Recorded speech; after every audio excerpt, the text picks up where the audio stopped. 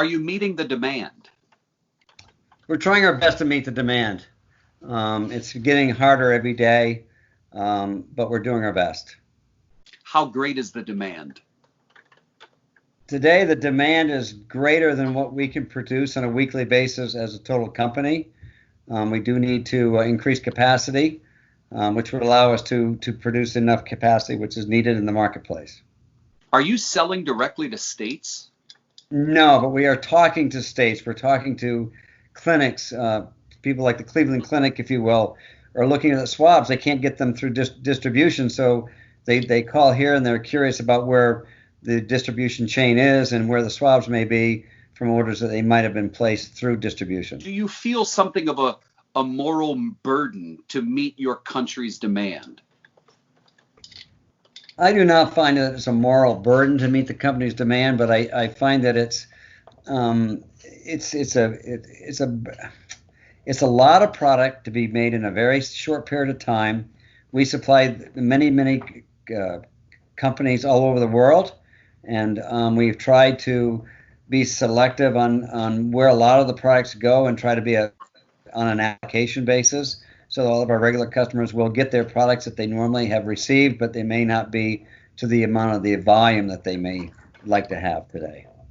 When it comes to the swabs that are actually needed to swab the nose for COVID, it's you and an Italian company that pretty much own the market. How great is the demand in the U.S.? Well, I think the demand in the U.S. is great, but the demand in the world is great. And I think that when you look at the two companies that produce these swabs, we would have never thought in a million years that we would have been where we are today. And I think now what you're going to find is you're going to find importers into the United States of swabs from Asia that will try to get into the market if they can't, in which they, try to get into the market if they can to supply this need that is needed. So we cannot be the only suppliers today of all the swabs needed globally because two people or two companies just cannot do it. Are you shipping more outside the country or more inside the U.S.? It's all more so inside the United States. Is that because of COVID, or that's how it's always been? Well, if you look at the market split, a lot of our business is basically based in the United States and in Europe, and we've obviously sold in Asia as well and other parts of the world. But today, the demand in the United States is greater than it is on the outside of the United States. Tell me about some of the phone calls you've gotten from people who are desperate to get these swabs. A lot of the phone calls have come from clinics, reference labs, public health labs, and people that are in need of the swab that cannot seem to get their orders fast enough through distribution. Well, we're on call 24/7. I mean, the cell phone numbers are known around the world. It doesn't take long for people to understand how to get in touch with you. And we get calls, on a Saturday or Sunday, all hours of the day. And all the people want to know when they can buy more swabs or if they can even have swabs. It's a month-long journey that I have never thought in my life that I'd ever be on, but I'm on it. I enjoy it. I enjoy the excitement of it. Our employees are working hard. They're troopers. I mean, they're dedicated to our country and to our company. So my hat goes off to them. Truly, it does. What's the exciting part? The exciting part is being creative with your production lines, being creative with your hours, being creative in getting products to the sterilizer.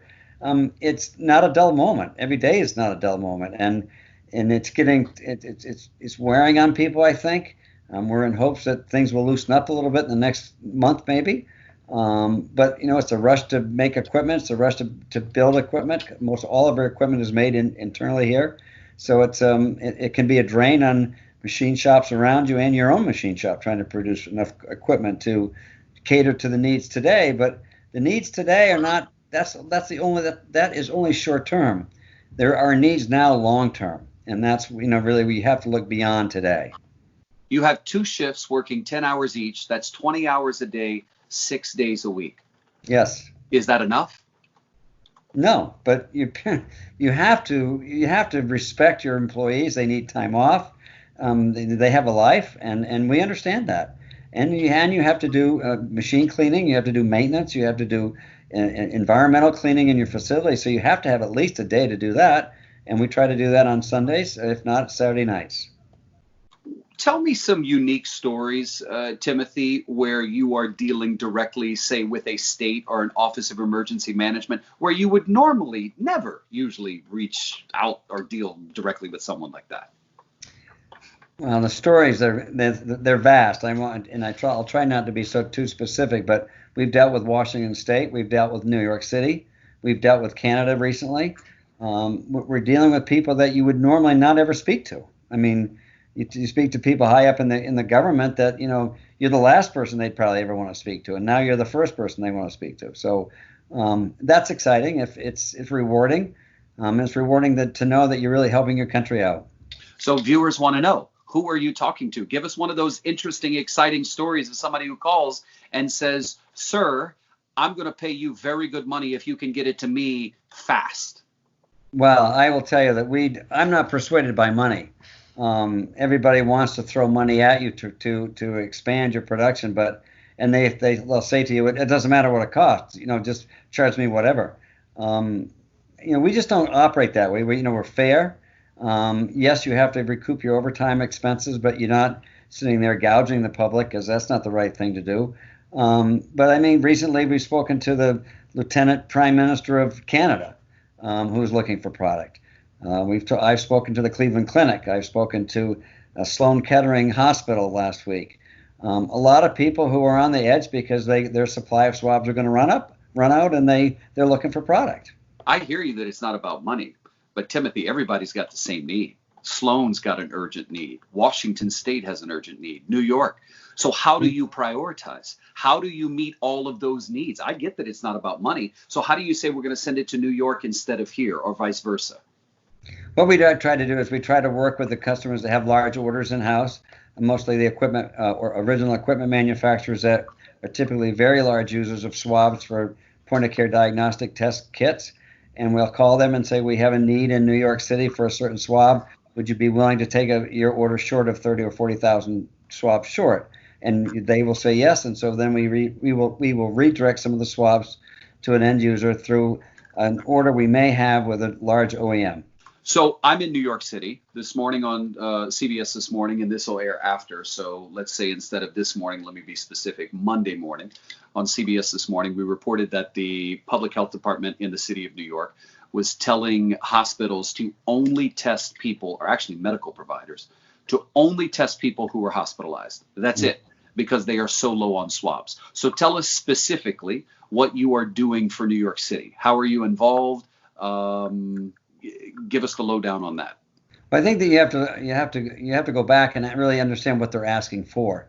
Are they asking for a swab, or are they asking for a swab kit that includes transport media? That has been a problem ever since the beginning about media, which is the medium that is used to transfer the sample from the sample site to the laboratory. That's a real problem.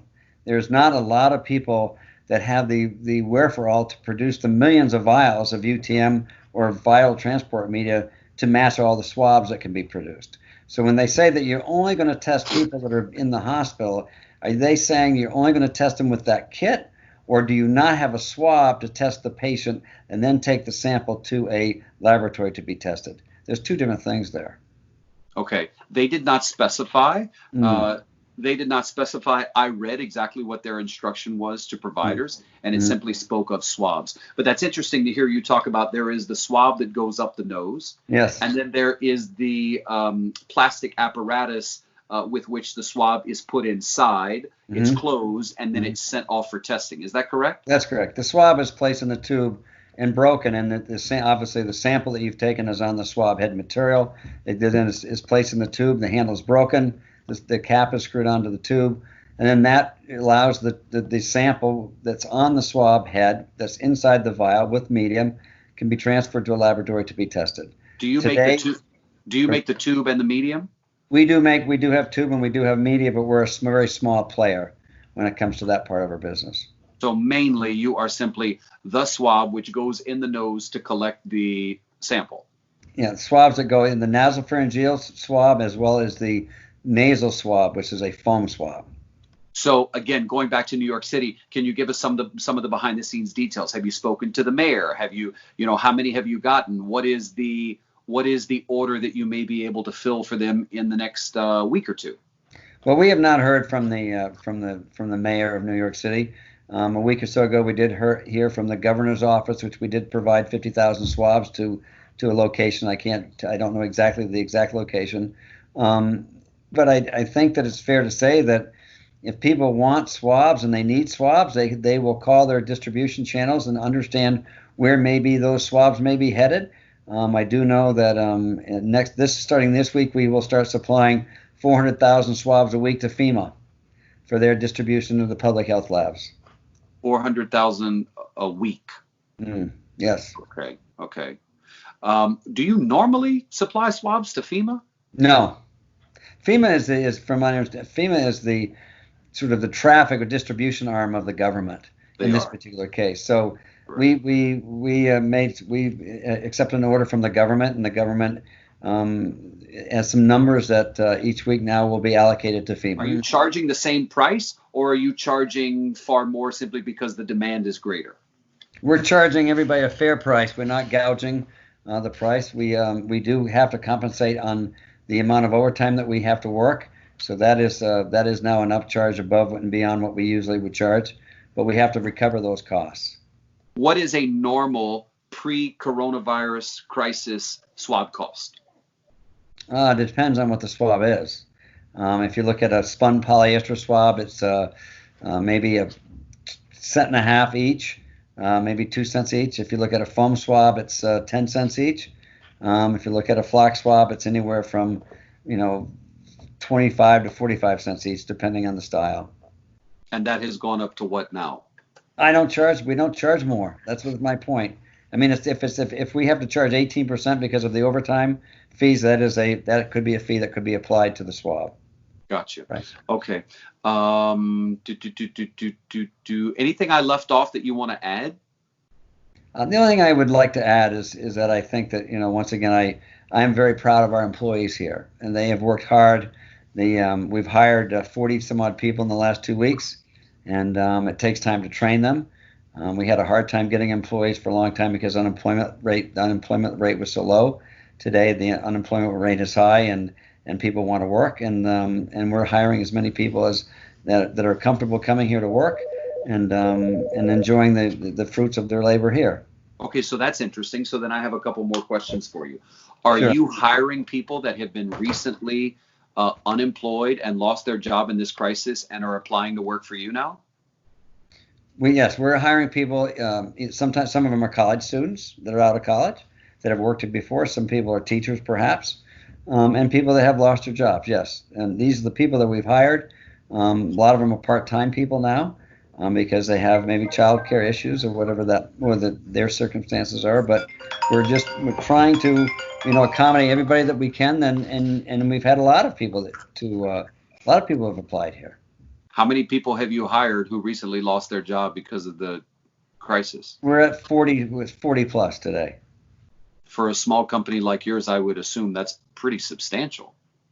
Well, it is. It is substantial, but we needed to hire 20 people before COVID, but we couldn't find them because we're in rural Maine, and there's only so many people that would be available for work, and now there's a lot of availability of people that would like to go to work. I'd like to talk to you about Puerto Rico. They are desperate to not only get testing, but swabs. I've spoken to the politicians there. I've spoken to the health secretary, and I've spoken to specifically one Puerto Rican native who is a scientist at Yale University, who has been trying to get swabs to the island of Puerto Rico. Have you gotten a request from Puerto Rico for swabs? I have gotten a request. We have not completed any business arrangements with them, but we have spoken to them, and we would do our best to try to get them as many swabs as possible. But you get to a point over time that you begin to rob Peter to pay Paul, and there's only so much to go around, and we have to be careful if we don't oversell ourselves. And that is one of the fears that Puerto Ricans have, is because they are U.S. territory, they're not getting sort of the same treatment as the states. There are 3.4 million U.S. citizens who live there. So I just want to, in good faith, sort of ask on behalf of them, uh, is there a way to, first of all, what was the request that you got from Puerto Rico for how many swabs? Well, I can't be specific about the number, but it was a request that was based out of Washington D.C. to work with a reference lab who wanted to do the testing for Puerto Rico, and that was we think we started like conversations last week about that, but we haven't completed the conversations. You have to be careful. You don't overcommit. You can't overcommit your production, and it's getting more and more difficult to keep track of when you rob Peter to pay Paul. As I said earlier, we do work with some large point of care diagnostic companies who we do go out and ask and request if we can take some of their orders and send some of the volume to the need for COVID-19. All right. Well, I would just ask, and I trust that you won't. But don't forget the good folks down there. They are often forgotten and overlooked. And Well, I will not forget about them. good. Thank you.